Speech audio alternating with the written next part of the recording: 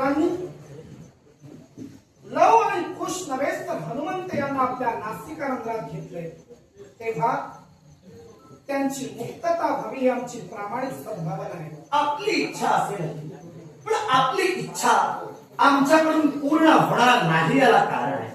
ज्या ती युद्ध जुंकलं गेलं त्या युद्धाचा हा परिणाम दिसतोय. अर्थात आमच्या हितासाठी ज्या बेसरांनी आपल्या नासिकांना घेतलं अर्थात आमचं हित साध्य करत या मार्गाला आम्ही चालू तेव्हा त्यांची मुक्तता होणे नाही. अजमेर, माझ्या आप्तांची मुक्तता आम्ही करूच, पण केवळ ज्या हस्तिनापुरावर वर्चस्व अश्वमेधानंतर सम्राटशाहीनं रामाचं प्रस्थापित झालं.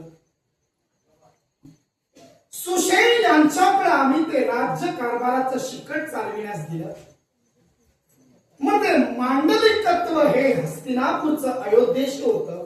चूक की बरोबर? निश्चितच आपलं बरोबर. मग हस्तिनापुराच्या बाबतीत कुठलाही न्यायनिवाडा करणं हे क्रमप्राप्त आणि कर्मप्राप्त सम्राटाला होतं. मग आम्ही सम्राट आहोत याची कल्पना आपल्या राजा नलराजांना नव्हती का? आपण सम्राट आहात याची कल्पना नलराजांना निश्चित होती. मग नलराजांना जर होती तर सुषेणांकडे हा भात न घालता तुम्ही रितसर सर्वप्रथम आमच्या जवळ येणं गरजेचं होतं. कारण आपण जेव्हा स्वर्ग साम्राज्यावर आगेकूच करून गेला तेव्हा आपली जनता आणि आपलं प्रधानमंडळ कदाचित त्यांच्या सेवेसाठी होत असेल, पण अश्वमेधाच्या धर्मनियमानुसार पृथ्वी पादाक्रांतग्रस्ताना अश्वमेधाचा वारू तो शामकर्ण वारू तिथं पोहोचला म्हटल्यानंतर दिग्विजयासाठी आम्ही हस्तक्षेप करणं हे चुकीचं होतं का? आपलं चुकीचं विधान कोणतं आहे यावर आम्ही या आपल्या वीरांबरोबरही भाष्य केलेलं नाही. किंबहुना आपल्याला चुकीचा ठरवण्याचा मानस सुद्धा अजमेराचा नाही. पण तरी सुद्धा आम्ही आमच्या विधानाशी आणि आम्ही आमच्या मताशी अजूनही ठाम राहतोय. याच्या मुळाशी कारण ठरतंय. ते कारण कोणतं तर हस्तिनापुराचे शासक हे सोमवंशाचे राजे होते. अर्थात आम्ही स्वर्ग साम्राज्यावर स्वारी करण्यासाठी गेलो असताना शास्ता हस्तिनापुराचा नव्हता आणि त्यायोगे आपला अश्व या आमच्या हस्तिनापुरात आला. त्यायोगे अश्वमेधाच्या तत्वानुसार हस्तिनापुराचा घोडा जो आला त्यावरती भूमीचे शासक तुम्ही झाला.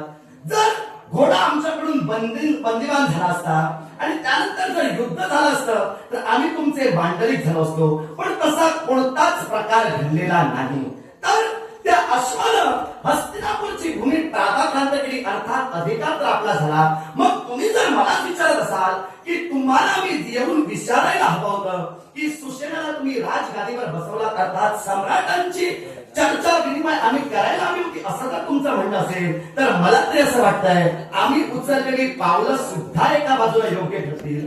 कारण जो सुषेण आमच्या हस्तिनापुराच्या राजगादीवर राजा म्हणून बसला होता, प्रथमतः आम्ही आमच्या हस्तिनापूरची भूमी आमची जी होती ती आमच्या स्वाधीन करण्यासाठी सुषेणाला प्रतिकार केला.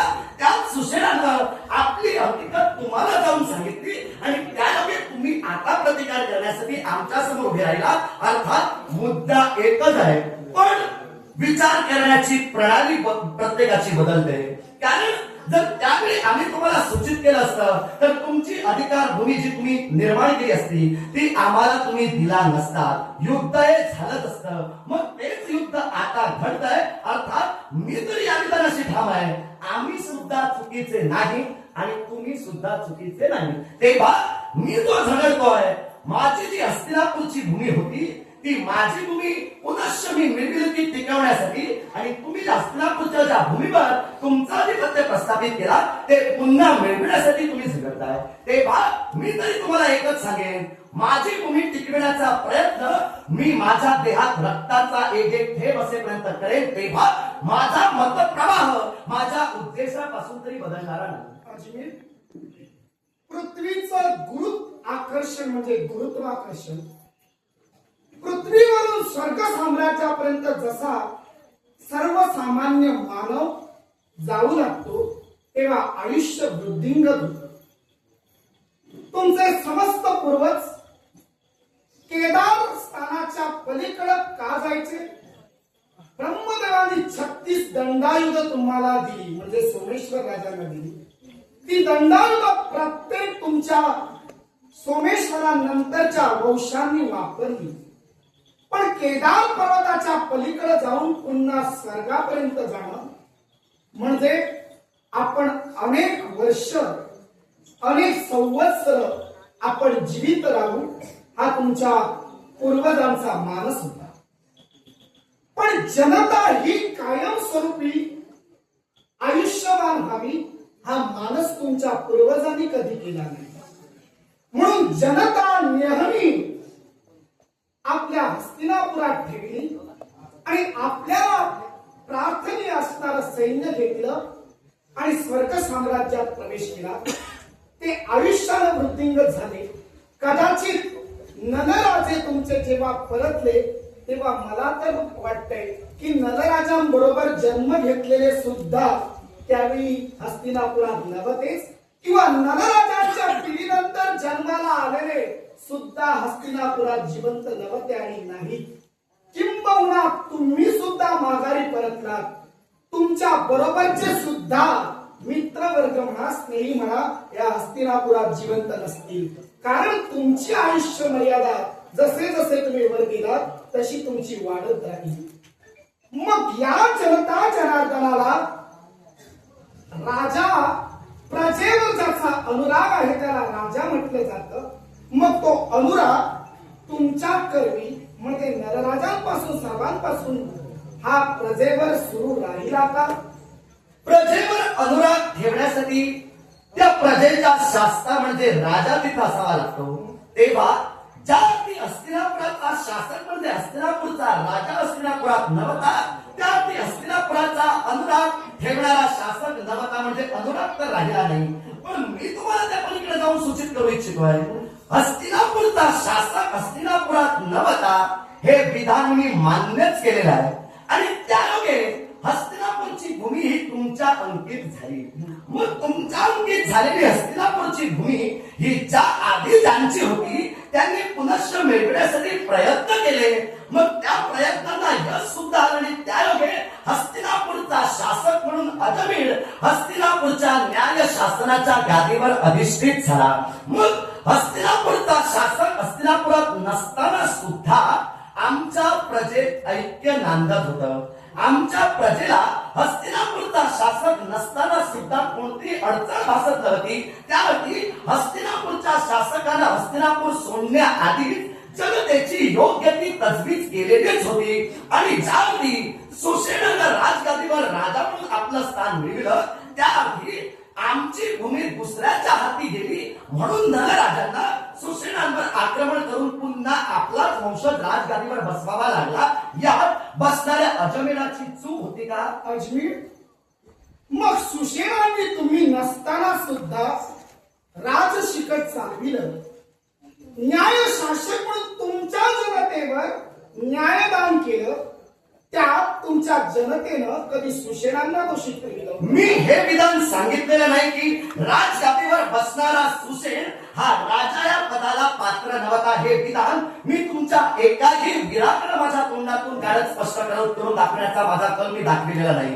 मी काय म्हणालो, राजगादीवर जो राजकर्ता राजा म्हणून अधिष्ठित केला जातो त्याकडे पाहण्याचा प्रत्येकाचा दृष्टिकोन हा काहीतरी असतो. त्या दृष्टिकोनापर्यंत पोहोचण्याचं सामर्थ्य त्याच्यात असतं. म्हणूनच राजगादीवर त्याला बसविलं जातं. कदाचित सुसेन राजगादीवर बसण्यासाठी योग्य होता हा त्याच्याबद्दलचा सकारात्मक दृष्टिक्षेप तुमचा होता. म्हणून तुम्ही हस्तिनापूरच्या राजगादीवर त्याला राजा म्हणून बसवलात. मी दुमत मांडलेलं नाही.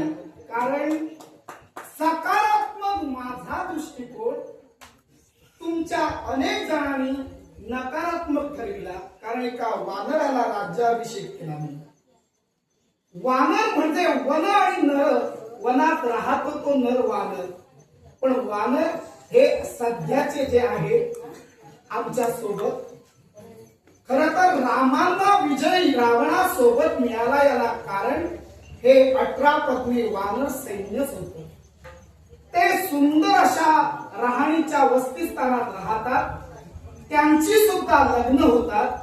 शिवाय या वानरांच्यात एवढं बळ आहे, जे रावण या सोमवंशाला अनेक वेळा तुम्हाला सहकार्य करते झाले आणि सहकार्य करत असताना ज्यांना योग्य प्रकारे तुम्ही सांभाळलं, पण त्याच रावणांना वाली यांनी आपल्या काखेच्या बगलेत मारून 4 समुद्राचं पाणी नाकातोंडात घातलं होतं. अंगदाना रावणांसमोर उच्च दुर्ग उभा करून सिंहासन करून बसले होते. सुसेन सुंदर वैद्य होते, म्हणूनच आमच्या सौमित्रांना वाचविण्यासाठी त्यांचा युक्तिवाद उपयोगी ठरला. अर्थात आम्ही प्रशासन नेमले होते ते योग्य होते. फक्त आपल्या नरराजांचं काय चुकलं? नरराजा असते तर आम्ही त्याला उत्तर दिलं असतं, पण नरराजांचं कसं झालं? त्यांना स्वर्गाची आवड, आयुष्य वाढवणं होतं. सोमवंशातील सर्वजण जातायत ते फक्त आयुष्य वाढविण्याचा विचार करतायत, पण जनतारूपी जनार्दनाचा न्याय शासक म्हणून राजा सुषेणला आम्ही आमच्या सकारात्मक म्हणाल्याप्रमाणे, तुम्ही म्हणाल्याप्रमाणे भावनेला ठेवलं. मग ती सकारात्मक बाजू राजा नरराजांनी विचारात घ्यायला हवी. ती किंबहुना तुम्ही राज्याच्या ठिकाणी जेव्हा आला तेव्हा तुम्ही कनिष्ठ म्हणून तुम्ही बोलला नसाल, पण वास्तविकरित्या हा वाद सम्राट म्हणून आमच्याकडे येणं गरजेचं होतं. ते तुम्ही आला नाहीत, म्हणून हस्तिनापूर तुम्ही मिळविलात. तेच हस्तिनापूर पुन्हा आमच्याकडे घेण्यासाठी राम सैन्य आपल्यावर आक्रमण करणार. हस्तिनापूर जे आमचं होतं ते आमचं आम्ही मिळविण्याचा प्रयत्न केला. काही काळात ते तुमचं झालं, म्हणून जर तुम्ही ते पुन्हा मिळविण्याचा प्रयत्न करत असाल आणि काय तुमच्या जीविताची वाटचाल तुम्ही ठेवत असाल, तर आम्ही सुद्धा जे आमचं आहे ते गमावू इच्छित नाही. तेव्हा आम्ही आमच्या अस्तित्वासाठी आतापर्यंत जसे झटत आलो तसेच आम्ही झटणार. तुम्ही सुद्धा म्हणूनच राजा हा जनतेशी एकनिष्ठ असायला हवा. म्हणूनच आम्ही म्हणालो की राज्यकर्ता जनतेशी एकनिष्ठ नसल्यामुळं राज्य मंत्रिमंडळाकडे स्वाधीन करून निघून गेले. हा जर एकनिष्ठ असता तर ही वेळ राज्यावर हस्तिनापुरावर आली नसती. मग प्रभो, जर तुम्ही असा विचार माझ्यासमोर जर करत असाल तर माझ्या मनात आलेला सहज प्रश्न, हा प्रश्नार्थक पद्धतीने नव्हे शंका म्हणून तुम्हाला मी विचारतोय. ज्यावेळी लंकादेश रावणांचा शेवट झाला त्यावेळी लंकादेश रावणांची मुख ही तुमच्या अवतीभोवती फेर धरू लागली. मग त्यावेळी तुम्ही तुमच्या प्रजाजनांना सांगितला की प्रत्येकानं मौन व्रत धरा. मौन व्रतायोगे या विश्वात सांकेतिक होण्यायोगे या विश्वात तुमच्या प्रजाजनात कारभार चालू लागले. मग हे मौन व्रत तुम्हाला सुद्धा मोडावं लागलंच ना? मौन व्रत मोडावं लागलं, पण मोडायला भाग कुणी पाडलं? देवतांनी. देवेंद्रांना ते रुचलं नाही, म्हणून जाऊन ब्रह्मदेव शिवांना आणि वैकुंठीच्या नारायणाला तिघांनाही गाराणा घातली. तुम्ही प्रभू म्हणून आमचा उल्लेख केला, पण आम्ही मर्यादेत आहोत. तसं पाहिलं असेल तर वैकुंठीचे नारायण त्रय स्वरूपानं जलशयनी म्हणा, वैकुंठात म्हणा, अशा प्रकारे राहतात. त्याचा उल्लेख मला करण्याची गरज नाही. पण तेव्हा तुम्ही म्हणाला म्हणून तुमच्या प्रश्नाला रास्त उत्तर पुढे देवेंद्राने ब्रह्मदेवांना सांगितलं आणि समस्त शिव आणि वैकुंठीच्या नारायणाने ब्रह्मदेवांना सांगितलं की अश्वत्थ रूप धारण करा आणि या अश्वत्थ रूपात तुम्ही राहा आणि हसण्यास भाग पाडा. तेव्हा ब्रह्मदेव म्हणाले, मानव माझ्यावर वार करण्यासाठी येतील, मला तोडण्यासाठी येतील. जेव्हा तोडायला येतील तेव्हा पहिले 3 घाव शिव सहन करतील, पुढचे 3 घाव वैकुंठीचा नारायण सहन करील. अखेर काय घडलं? घाव सुरू झालेच, पण तेच अश्वत्थ वृक्ष वेद पठन करू लागला. मला सांगा, वेद पठन वृक्ष करू शकतात का? निश्चितच नाही. मग वेद पठन वृक्ष करतात म्हणजे हास्य उद्भवलं. हसण्यावारी सारे माझे प्रजाजन घेऊ लागले. अखेर त्या वृक्षाची तोड करण्यासाठी पाठविलं गेलं. तेव्हा त्यातून शस्त्र प्रकट झाली आणि त्या शस्त्रांचा वाद झाला. आणि म्हणून आम्ही बाण आमचा धनुष्याला दणका देण्यासाठी बाण हातातून काढत असताना प्रत्यक्ष शिव आणि वैकुंठीचे नारायण प्रकट झाले आणि त्यांनी आम्हाला थांबविलं. आणि आपण बाण सोडू नका, ते ब्रह्मदेव आहे त्याची कल्पना दिली. मुद्दा हा सोडविण्यासाठी असतो. अज्ञानात कुणालाही ठेवू नये रामांकडून घडलं म्हणण्यापेक्षा, कारण आम्ही म्हणत आहोत, मी हा शब्द आम्हाला रुचत नाही, मर्यादा या मर्यादा आमच्या जीवनात पत्करल्या आहेत. तेव्हा हे आम्ही केलं नाही तर वैकुंठच्या नारायणानं एवढंच नव्हे तर ब्रह्मदेवाने आणि शिवानी घडून आणलं. तेव्हा माझ्या जनतेला सांगितलं गेलं की अश्वत्थ म्हणजेच प्रत्यक्ष ब्रह्म होय आणि या ब्रह्माची पूजा जो करणार त्याच्या जीवनात कधीही संकट येणार नाही. आणि महत्वाची गोष्ट, जेव्हा सभा असते तेव्हा वक्ता वक्तृत्व करतो किंवा सभेमध्ये हास्य विनोद घडले जातात.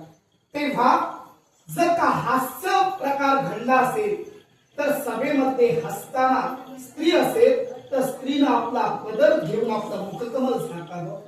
एवढंच नव्हे तर जर का पुरुष असेल तर कुठल्याही आपल्या संबंधित वस्त्रानं आपलं मुखकमल हसताना झाकावं, जेणेकरून चुकून कदाचित त्या वक्त्याच्या मुखातून एखादं चुकीचं भाष्य झालं असेल तर त्या वक्त्याला आपण वक्तृत्व करत असताना त्याचा त्रास होणार नाही, मानसिक संतुलन बिघडणार नाही.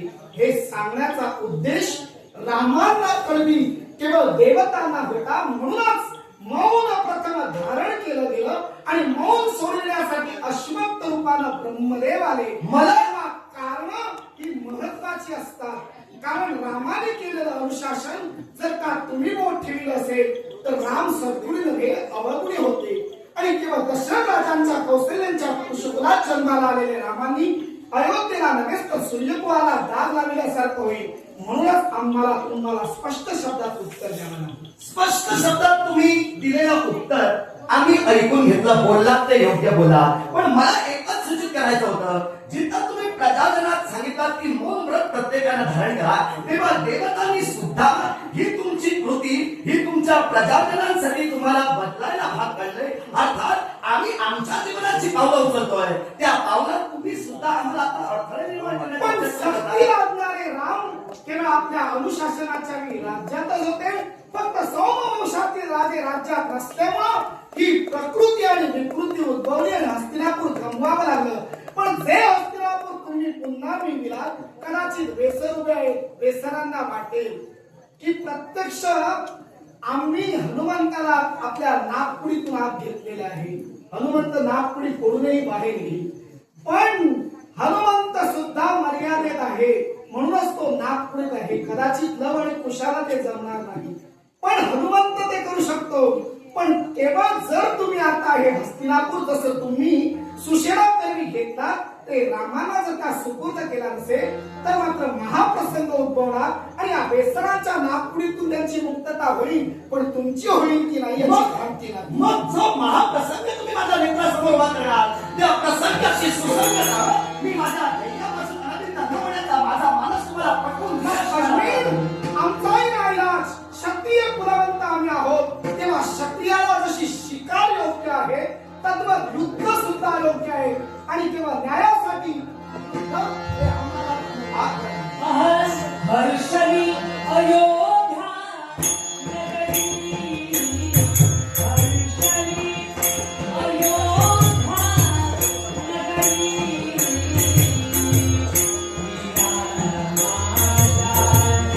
जय घोषा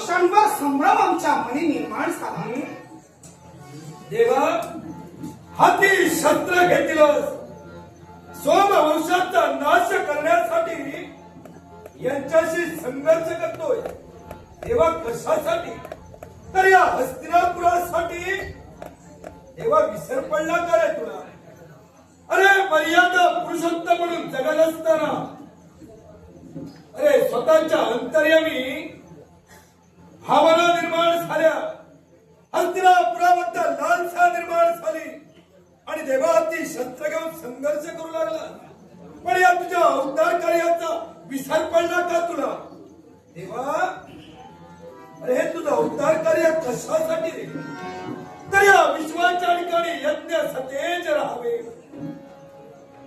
त्या देवता गंधर्व शापिष्ट या भूतलावर वृक्ष वेली पाषाणात समाविष्ट झाल्या होत्या त्यांचा उद्धार व्हावा म्हणून देवा एवढंच नव्हे तर आठवता प्रसंग ज्या सनत कुमारांनी तुझे द्वारपाल मध्ये जय आणि विजय यांना तो दिलेला शाप एका राक्षसा प्रमाणे तुम्ही कृती करा म्हणून राक्षस होऊन पडाल तेव्हा त्यांचाच रे उद्धार करण्यासाठी मग राघवा अरे रावण कुंभकर्णाचा शेवट झाला हे अवतार कार्य तुझं इथं संपुष्ट झालंय अरे तुझ्या धामाचा जाण्याची वेळ झाली या विश्वासाठी ज्याप्रमाणे रघुवंश गरजेचं आहे त्याचप्रमाणे सोमवंशाची सुद्धा गरज या विश्वाला आहे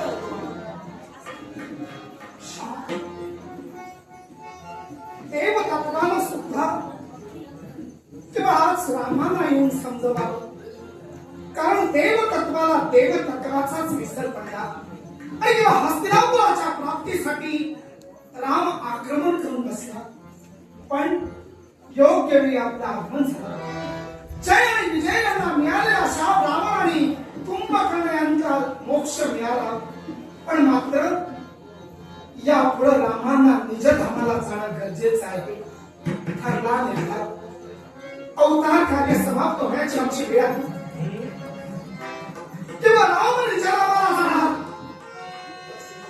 पण मात्र पुढचा जन्म आमचा असणार तेव्हा देवी जानकी पुन्हा आमच्या सोबत नव्या अवतारात असणार भ्राता सौमित्र माझ्या सोबत राहून कनिष्ठ बंधूप्रमाणे माझी सेवा केली मग त्याच सौमित्र रूपी आत्म्याची सेवा रामाला करायला नको का म्हणून पुढचा जन्म सौमित्राला केवळ आमचे ज्येष्ठ बंधू म्हणून असणार आम्ही लहान भाऊ म्हणून त्यांची सेवा करणार शिवाय ही माझी वानर सेना त्या वानर सेनेनं आम्हाला सहकार्य केलं तीच माझी वानर सेना माझ्या सोबत माझे सवंगडी म्हणून पुढे जन्म घेतील शिवाय जांबुवंत तर पुढच्या युगापर्यंत सुद्धा आहे पण ते जांबुवंतांना दर्शन रामाचं लागणार तेव्हा जांबुवंत रामाला राम दर्शन माझ्या पुढच्या अवतारानं देणार आणि तेव्हा जांबुवंतांच्या कन्येशी आम्ही लग्नही करणार एवढंच कशाला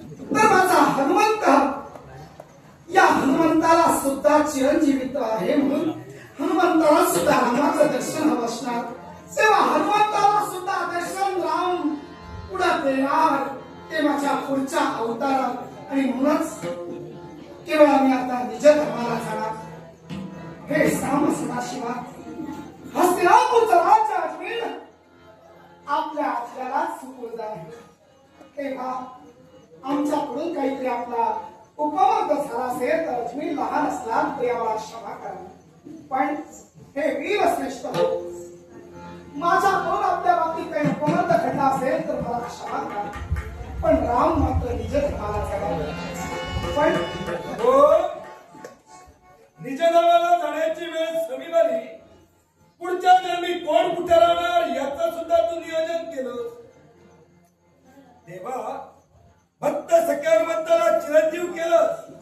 श्वेतबंध रामेश्वरीच्या ठिकाणी त्याला स्थान दिलं पण देवा तो तिथं जाणार कसा अरे तो तिथं जायला हवा ना अरे तो या व्यसनाच्या नाका तो जर तिथून बाहेर आला नाही तर तिथं पोचणार कसा? म्हणजे मी क्षमा मागेपर्यंत कोणीच काही बोलत नाही. हनुमंत माझा अडकला तो या नासिका रंगात. बरोबर. हे बेसर चला मुक्तता करा. माझा लव, माझा कुश, माझा रामराज्याचा भावी राजा आहे.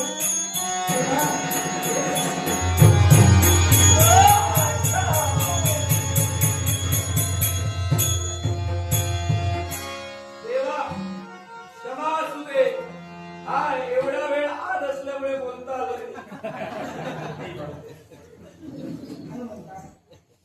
प्रत्यक्ष शिवांनी आम्हाला कळवलं की आमच्या निजरामाला जाण्याची वेळ आली तेव्हा मी निजरामाला बोलवलं.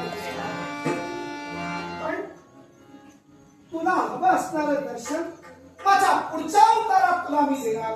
तोपर्यंत सेतुबंद रामेश्वरीवर राहावं लागेल आणि किंवा राम भेटीची अपेक्षा आणि आस धरावी लागेल. तेव्हा सर्वांना माझा अखेरचा सर्वांना माझा अखेरचा नमस्कार. या भूतलावर स्थैर्य ठेवा. यज्ञ याग पवित्र आहेत त्या यज्ञ यागांचा सन्मान करा आणि यज्ञ याग करा. भोलेनाथ, पण अजूनही आपली सत्व परीक्षा पूर्ण झालेली नाही. आतापर्यंत झाली ती कसोटी संसार, पण पुढची सत्व परीक्षा महत्वाची आहे. तेव्हा या सत्व परीक्षेला सावध राहा.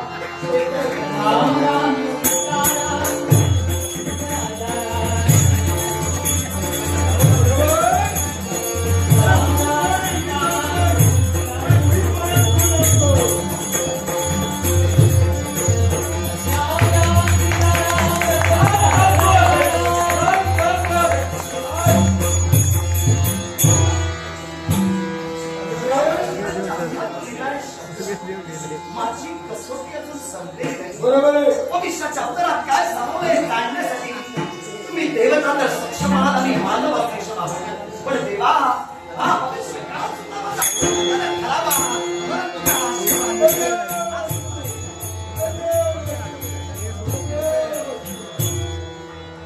राघव निजा थांबायला गेलाय. पण याच्या पुढं अजमेराची कसोटी अजूनही घ्यायची आहे. मग ती तर कसोटी घेण्यासाठी